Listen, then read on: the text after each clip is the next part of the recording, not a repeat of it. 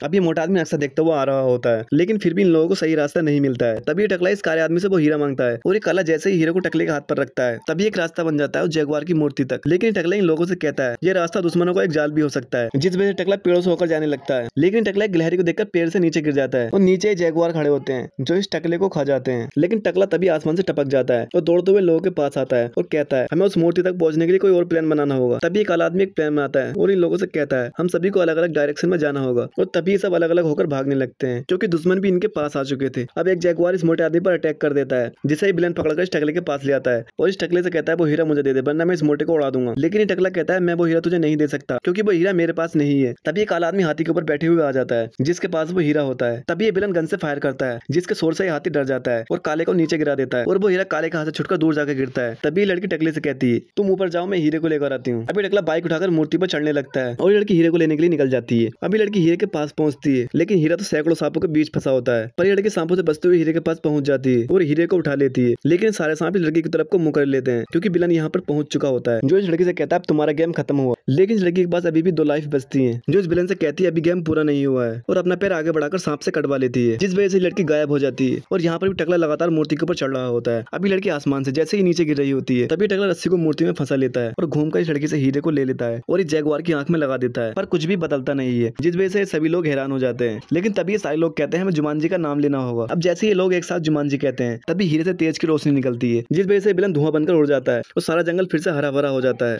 जिसे देखकर ये सभी लोग मुस्कुराने लगते हैं। यहाँ पर तभी वही कार वाला आदमी आ जाता है जो इन लोगों से कहता है आपने जुमानजी को बचा लिया और कहता है अब आपका काम पूरा हुआ। अभी आदमी अपना हाथ आगे करता है और एक एक करके सभी लोगों को वापस भेजने लगता है और ये सभी लोग अपने घर वापस आ जाते हैं।